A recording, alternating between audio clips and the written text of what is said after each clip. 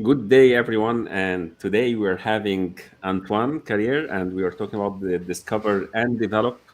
It's always about talking about people management, strengths development, discovering the talents, and actually working with talents.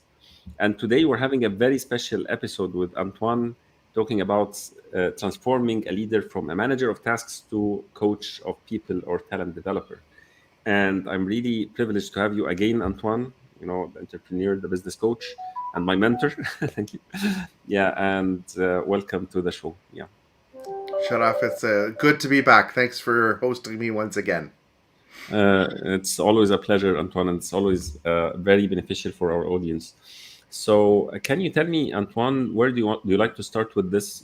How when we look at managers who are actually dealing with tasks and getting things done and focusing on the organization objectives and the product, the service, how can we make them focus that people need some good time from them, not only being their friends or being their buddies or being compassionate with them in terms of creating a family.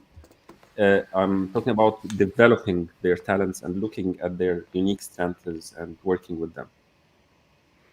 Yeah, so Sharaf, to what you're saying, I think there's a couple of elements that come up with what you're saying, and I think, I think the first shift whenever we're looking at managers of tasks is understanding that us as managers or as leaders, we have to take a step back and to start to realize that the first responsibility is to be there for the team. And most leaders or most managers still focus on what they love to do, which is the work they used to do. And the reason they probably got promoted is because they were great at doing their work. And so when they shift into a leadership or a management role, they stop actually doing the work. And a lot of them forget about that. And when we're talking about that shift, Sharaf, today I'm gonna use the example. I've used it before, and we've talked about it a few times. But it's about, like, for me, it's about a football team. Okay, and when we're looking, and yes, I'm using it football as the European sense, not as the North American sense, where we call it soccer. And so what we have to understand is there are people who are great players and love to play. And because they were great players, we made them as the coach or the manager of a team. And we say, because you're doing this. Now, the challenge that often leaders have is that I miss being on the field, to use the example. And I miss being able to play and to participate. And so what leaders will do is they continue to do a lot of work. And so really when we're starting to look at becoming managers of tasks towards coaches of people or talent is understanding that we as leaders have to transform what we're doing. Our first priority really is not to actually execute work, but to be there for our team. And so I think, in our conversation today, I think that to me is one of the big premises that we need to kind of discuss and really tackle. That, an effective leader. So, and just if ever you've ever played sports or you've done even, played in a band or even, done some theater or etc., when you are on the field, it's very hard to see what's going on because you're concentrated on yourself. And then, so seeing how you can help the rest of the team, seeing how the team is working together, seeing that full view is very difficult. So being what I call a player coach, where I'm on the field as well as trying to coach, really reduces my effectiveness. And yet, when it comes to work, most leaders and managers try to do that each and every day. And so I think, to me, the first big thing that we need to do is to start understanding that we need, as leaders, to shift to start pulling ourselves off of that field and understanding that our job is on the sideline, not on the field.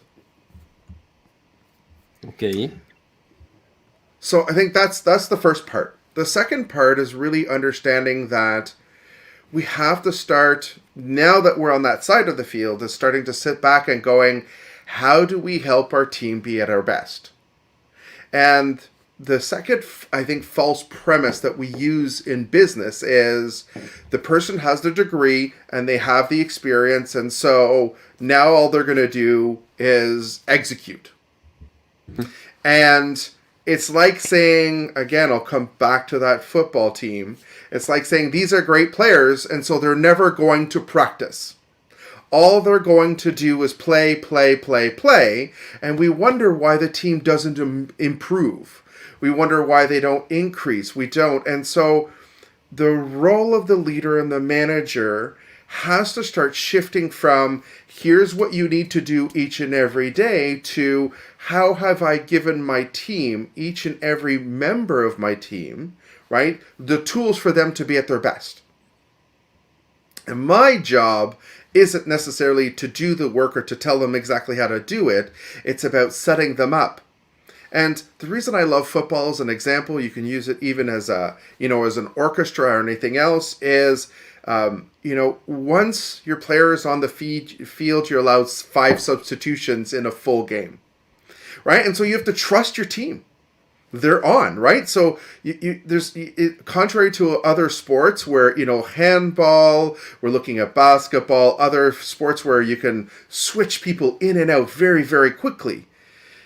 This one here is, I have to give my team all of the resources so that when they're on the field, right, they have to have what they need to be able to do well.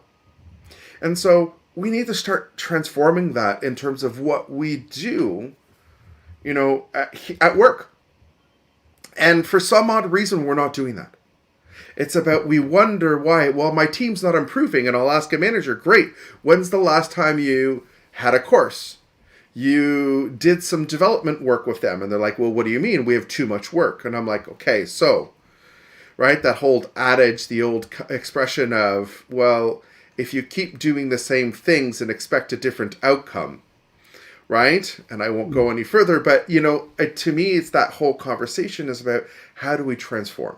And so around today's topic and conversation is about, those are, I think, the 2 big shifts.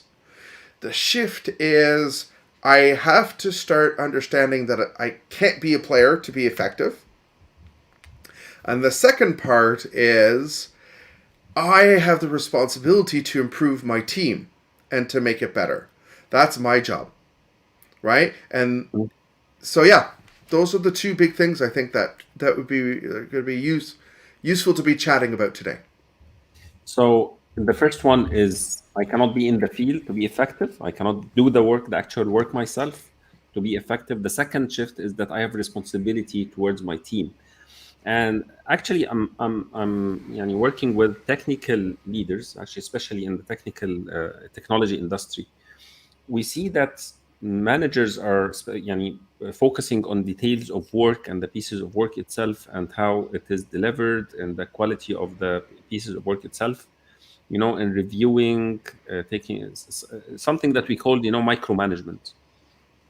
I may tell a quality assurance is important, but sometimes I see them bogged in the details of how the design was made, and and sometimes they go themselves and try to sketch, some designs, or maybe do some work themselves, or tell them I will do this call for you, or leverage on the technical work themselves, and everything, like it's as if it is in the hand of one man in the end, they're grasping the full, what they call it, leads or ropes, of the business themselves, to maintain power in the organization. So how can, especially in the technical deliveries, there are lots of the technical details and importance to the piece of work and the quality that is coming out. So how can a manager who this is something that he feels it's an essence of something that he has to do, continue to maintain the quality of the pieces of work that are coming out, and at the same time have these 2 shifts? Yeah. So, and again, let's take that step back. It's the managers acting like a player that says, my players don't do well. And so they're trying to play all the different roles on the field. And the challenge with that is yeah, you might do one role better than them, but the problem is you can't be in every role all the time. If there's one player on the field trying to play and you're playing against a whole team, you're never going to succeed. And it's the same kind of idea. And so what has to happen is, instead of saying I need to make sure if it is, what do I need so that my team can make sure, so that Mm, when they're doing it, right, it's not about me knowing. So what kind of questions, what are the checklists, what are the parameters? It's about, and how do they need to set up their work. It's not about how you would do it. Again, the result, and it's about focusing on what the result is. So if the result is a good piece of code that doesn't have error, right, that responds or does what has been requested, well then what are those definitions of what that means, right? What's a good piece of code? Because most of mm, the time, by the way, people don't know and don't define that. So I think that's the first thing, is going, what's that result? The second part, I think, Sharaf, is about, once they do that, how are they, don't tell them how to organize their work. Don't tell them, because again, what you're trying to do is an end objective. Okay? mm, And you're there to kind of coordinate. But you have to help them to understand what is good quality. What are the questions that I need to ask myself? What to, before I present, to my manager, right? Then how do I do that? mhm. And what happens is, if you keep doing it, they'll never change. Because at this point, their reaction, your staff's reaction is going to say, well, you know, why would I bother doing this? Because I'm just going to give it to them and they're going to redo it. My Mm, code works, but it's not the way they would have programmed it. So they're just going to reprogram it. So why would I even bother? And you can see that loop, right? And really, as a leader, as a manager, the person the person who's perpetuating this is the leader. yeah, Now, by the way, a lot of them is because they're creating that dependency. I need my team to be dependent of me. But by the yeah. way, it's probably because they didn't want to be a leader. It's because they still wanted to be doing the work. And so, I mean, that's a whole, I think, Sharaf, I think that's a whole other conversation that needs to occur. That, are you really made to be a leader? And I think, let's not go there today. Okay? Do you, and I think, this is something that I have a lot of conversations with, is, do you really want to be a leader? Or do you want to be an expert? Okay. Right? Mm, And most people want to be experts. And if I go back to the soccer team, most people don't want to be the coach on the sideline. Most people want to be a player doing stuff. And when we look at a team, there's 11 players on the field, one manager, one coach. By the way, it's pretty much the same ratios when it comes to an office place. There's more people actually playing. So why not become a phenomenal person at the role that you're playing? Love it. Do it. Anyway. it, it's a great transformation, Antoine, and actually, it's not easy to give up, on quality of the deliverable that is coming. That when they look at, putting a checklist and making sure that they look at it the way I am looking at it, making sure that they actually ask the questions that I will ask, putting, I will put my name on the line if things come out in a place that I don't want, or in a way that and I will be the one who's blamed in the end, because I am the leader here. I'm responsible. Mm-hmm. This is the Mm-hmm. piece of work that is representing me. I may tell that this I see in sometimes in CEOs and owners of businesses, or of small and medium enterprises, and they never actually exceed the number of 60 in their staff. Because they can't actually, in a way, 60 to 100 employees, while their potential of production in the market that they have is maybe triple or quadruple, the what they are already having. And the Mm. limitation is because the leader is acting like a bottleneck for each and every piece of work that's coming out. Mm-hmm. I, you know, um, One of my earliest mentors taught me Mm, this, and it stayed with me, since the beginning that I've had an opportunity to work. And he goes, as a great leader, your Mhm. job isn't to be a leader, is to find a way so that you become obsolete. If you do your job so well, okay, it isn't the fact that they need you, it's the fact that your team can function, without you. And Robert Kiyosaki, who wrote Rich Dad Poor Dad, really, I appreciate it. He takes it a step further and he goes, when you're looking at building a business can continue to develop without you. And I will actually, you've done your job as a leader when you can leave for 6 months and you come back, and not only is your business still running, it's continued to progress without you. Wow. Now, that scares most people because this is, what am I going to do? And again, your role, I think if you take the step back, your role is to reduce, eliminate, and, help be able to navigate the obstacles that your team faces. So if Wow. that's your job, there's always going to be obstacles. So you're still always going to be relevant. The only thing is how you become relevant. And so, to your point, Sharaf, um, it's okay that those business leaders keep themselves because they want to keep themselves in part of it. Just know that there's a difference between between being an okay business and becoming a superb business. And there's a difference between being an okay boss. And again, if you're going to attract people who are just going to give you stuff that's half done that you have to keep busy, and you're never going to be able to reduce your workload, your expectations, because that's what you've built. Yeah, actually, I can second you because I find in the same cultures of these managers, they wait for the meeting of the manager to complete and close the piece of work. They wait until they're reviewed before closures. So even though they can finish their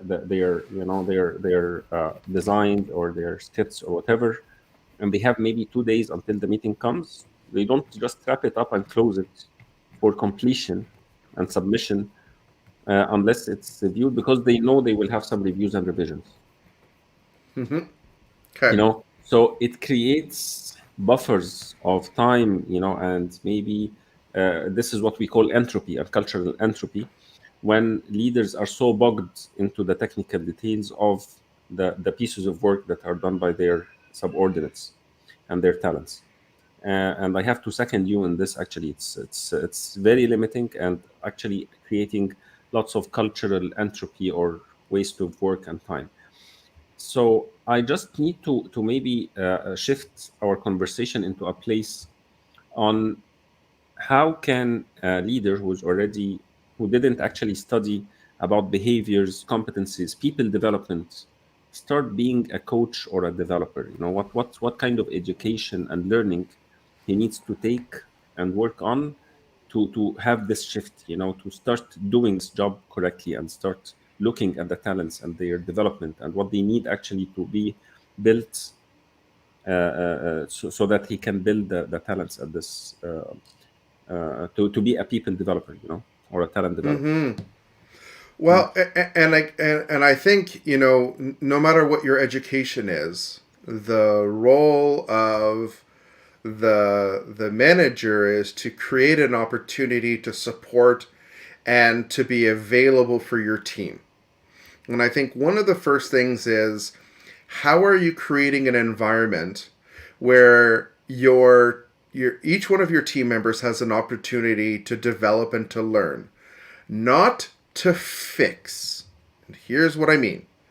Most of us, when we look at our performance evaluations, we will talk about, oh, this is going well. These are your areas where you're struggling. Let's start developing a whole development plan around all the areas where you're not good. And for some odd reason, right? And I mean, this is a culture that we have around the world. What's been proven is it's our successes, it's the areas where we do well that allow us to do even better. Mm-hmm. And so, as a manager who may not have the behavioral, the science behind things, that's fine.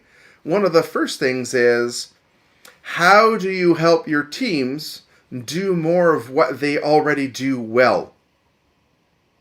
Mm-hmm. And I think that's one of the first big shifts. And I'll come back to this I'll keep coming back because, it's the premise of a lot of what I talk about is, our role is starting to look at sometimes somebody's just in the wrong seat. They're just in the wrong work. They're in the wrong role, right? And if I put them in another role or in another job, they'll just shine. And sometimes we'll think, this is one of the big shifts that I had to do is I hate doing minutia and data entry. It drains me of my energy.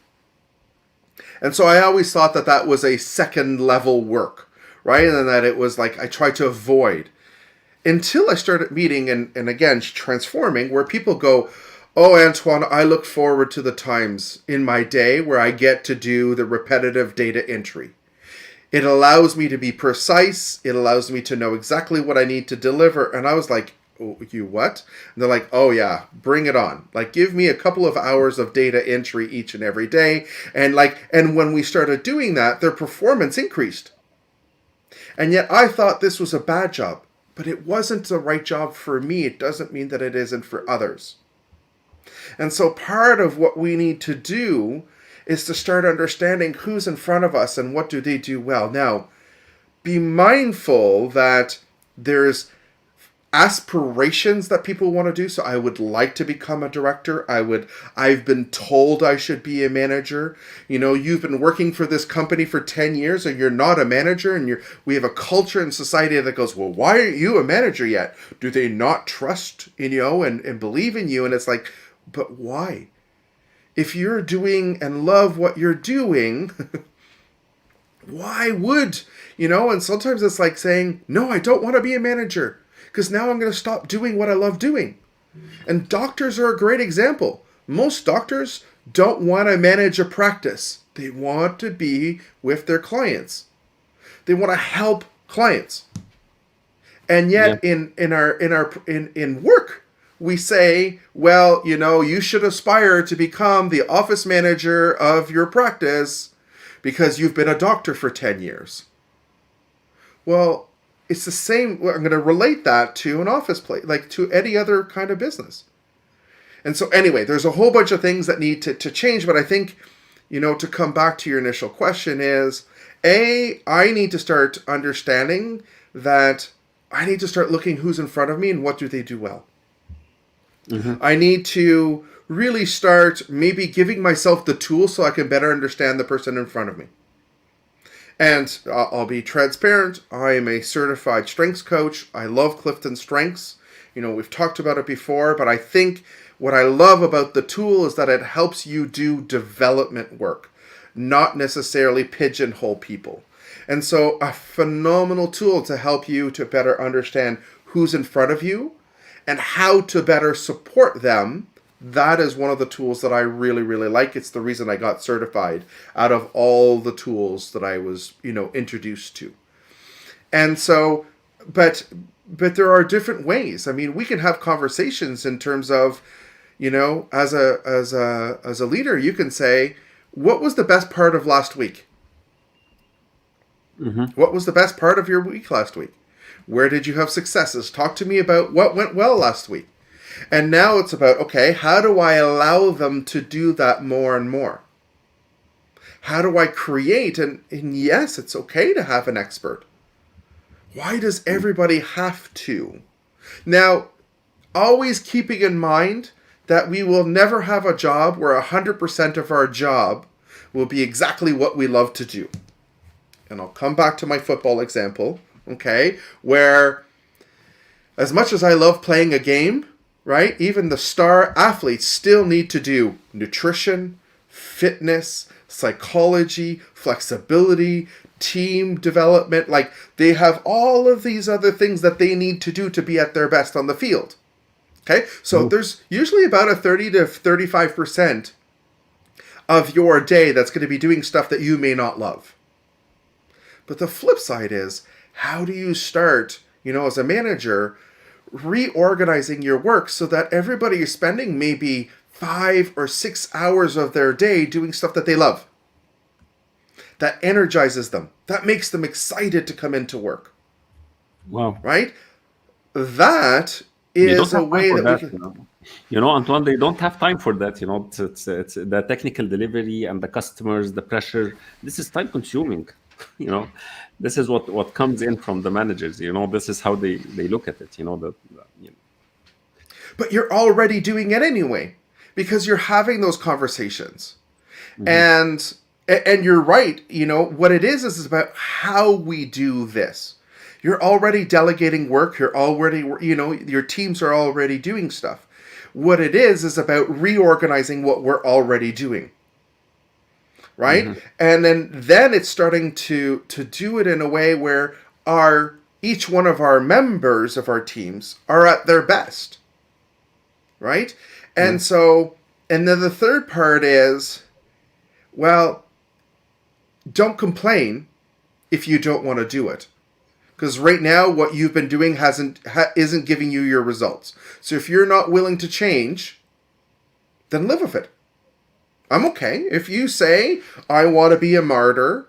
Sorry, but I want to be a martyr and say, oh, I have too much work and I'm not doing this. Then yeah, but please stop saying that, because you have tools and opportunities to change it. And the first place you need to look if things aren't going well is, what are you doing? How are you perpetuating this? How are you, right, creating this environment? And if you want a reminder of this, kind of take this first step at yourself and look and take ownership. There's a book called Extreme Ownership. It's very military example based, so that's a little bit of that. But the premise and the teachings and the learnings that come out of that are great. And again, one of the things that comes out of as principle is, there's no bad team members. There's just bad leaders. And if your team's not doing well, the first thing you need to do is, how am I causing this? How am I perpetuating this? And what am I doing to change this? And if you can't, and you can honestly say, here's what I'm doing, and here's how I'm changing, I can tell you that most managers that I'm coaching and working with will say, well, we don't have time. And I'm like, fine. Then don't expect to change. Don't expect to change. Because oftentimes it's how you've set the culture, how you've set the pattern, how you've done it. Why do you think so many people follow great leaders? People, if there's a director or a manager in your team that leaves, don't be surprised if there's people who leave with them if they're a great manager, Yeah. because people follow great leaders. Mhm.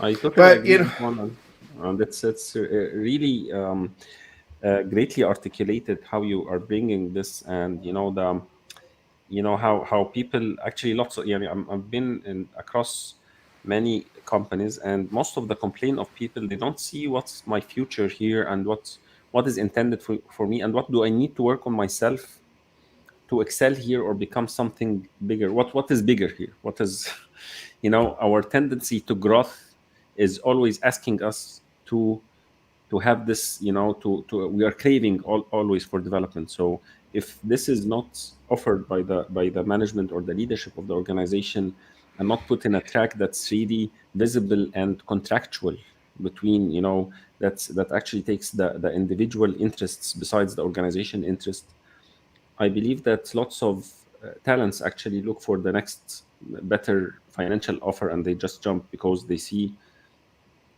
growth there. They see their growth in actually getting more better positions, more money, and they don't perceive that they're already being taken care of in the development track inside their organizations. Yeah. While on the other side, organizations who are actually doing these development tracks, even though their payments may be less than most of the market offerings, the belief that staying here will actually give me what I want and what I am pursuing actually blinds the sight of actually looking at other offers outside. Because I know that in 2 years or 3 years I will achieve this. So it is just about perseverance. I'll just be patient a little bit. I'll go through my development track and I will be in a better place, in a better company where I am, than moving to another company I don't know anything about and being a mercenary in a way or another. And I think, Sharaf, to wrap this up, because we've kind of gone a little bit, but again, that's that transformation of managing tasks to Mhm. coaching people. When you're coaching someone, you're creating the trust, you're creating the stability, right? You're creating that kind of the compassion and the hope that they can see themselves there, and you're meeting those needs as you're moving forward. And you're the one who's there to help them do that. You're giving them. Stop doing it for them. Start helping them have the tools, the experience, the knowledge, and the abilities to be able to do it. And by the way, to do it their way. Stop telling them this is the task. I want you to code this little bit. It's about what's the end result. And this is going to be a big one. Again, it's about how do I shift the what we're doing to tasks to results. Let your team do what they need to do their way, as long as they're delivering your results that you're looking for. And you can track those metrics, right? Then it's okay. Right? And that's what it's so hard to let go, though. So hard to let go. That's very true. Very true. So I guess now we're on top of our 30 minutes. So how do you like to wrap up, today's, episode, with, how to transform managers from leading tasks to leading to talent, to being a talent developers, or transforming people to coaches of people. Well, I think Sharaf. I think the first part is I think we'll have to continue this conversation because I Yes. think we just scratched the surface, and Yes. would love to hear what people who are viewing this. If you have questions, concerns, please by all means share it for us, and maybe we can have a follow up conversation. But I think for me, the wrap up is remember that if you truly want to be a coach, you're on the sideline. Okay? You are seeing the big picture of the game unfolding in front of you. And you're giving direction and helping things out. But you have to let your players play. And that's, I think, the biggest. I love, for me, the visual. And I mean, I was a football player, so that's where it really connected with me. And I, who also coached, when I was on the field, I couldn't see what was going on. And I think, if we really want to start looking at that transformation, individual. Now, if you've never played sports and you're more of a performing arts or you're something else, right? Put yourself in that shoe where it's like being an actor on the theater stage. Well, you don't get to see what everything else is going on because you're concentrated on your role. And so part of it is that you have to take that step back and understand that your role is to make sure that the big picture is going well. And you have to trust and develop your team so that they can do it. And I think that's the first shift. And if you can remind yourself regularly, oh, am I playing right now or am I being a coach? Okay, if you can start asking yourself that question regularly and on a daily basis, it really just helps. You don't even change anything else, right? Just asking yourself that question. If that really allows yourself to really start kind of checking in on how things are going. So I think that would be the biggest takeaway is going, am I actually being a coach on the sidelines or am I still playing? And if you can do that on a daily basis and even start your day on going, how do I try to be more of a coach today compared to yesterday? And it's going to be very hard because most of us don't want to be managers. Most people want to be players. Yes, that's very true. So I believe that now the promise is for the next episode that we will continue discussions about manager, from being a manager of the task to the talent developer or coach. And actually, I really loved, this episode. It's really epic. Thank you for that, and thanks for sharing all this experience. Can you tell Antoine about your services? You maybe have went through the maybe strengths and Gallup, strengths finder and its assessments and how it helps leaders. So if you would like to talk more about how you support your clients, that would be great. For a couple of minutes. Yeah. Yeah, thanks, Shadaf. Yeah, so I use a tool called Clifton Strengths. Clifton Strengths is about doing, it's a psychometric assessment, okay, that's been developed over 5 decades, that is available in over 20 languages. And so basically, I help managers better understand the individuals that are in front of them and allowing them to be able to do better communication, on helping them to be able to do better work and etc. And so this is what I mean is, it's almost like if ever you go to, a conditioning or a gym and you do, you go do a physical assessment and you're going to receive, well, your arms are going well, your cardio's low, your endurance, blah, blah, blah, your blood level. That's what you're kind of getting. And so now you can understand about where is this player, where is this team member at their best? How do I better communicate with them? And how do I? So I focus kind of 3 different ways. A lot of the work that I do is with managers and better understanding themselves. What are my own kind of talents? And talents are things that we have naturally. They're the way that we filter the world. So how we share information and how we hear information. And so one of the big parts of being a great leader is being able to understand who am I and how am I filtering that world, right? And then how am I showing up for my team?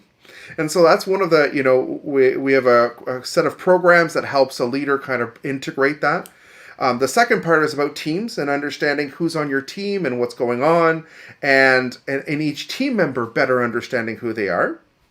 And the third part is with individuals. So if an individual is looking at what they want to do and they want to develop, they want to be better performing, they want to get a raise, how do they do that? But do it their way versus, about being their best self. And I think, those are a lot of the ways that I help. The fourth way would be to helping leaders and teams change their mindsets. And it's about we need to start seeing and viewing things differently, and how do we have those conversations? And so if you need to have a conversation, want to have a conversation, if what you've been doing doesn't work well, that's where we get started. A lot, what we're trying to do is standardize some courses so that it makes it easy for people to do it. And with the pandemic, has just made it so that we are more available through, global and online courses. So, that's changed my business that way. So we have to look at things, I get to work with fantastic people like yourself, Shadaf, and I don't think Yeah, a pandemic would have encouraged us to do it as much as we are doing it now. So that's glad to very be true. able to do that. So thanks for this opportunity to talk a little bit more. Thank you, Antoine, and really thanks for everyone who was following us today and those who are watching this episode. If you have any questions for me or Antoine, just send to the our contacts are found there on the ticker with my email and Antoine's email, and you can actually put your comments on the live show links and either on LinkedIn, Facebook, or on YouTube. Thank you, Antoine, and see you next month with another episode to continue our discussion with about the managers and how to manage to develop from or transform from managers of tasks to people developers. Thank you Okay. and goodbye, everyone. Okay, bye bye.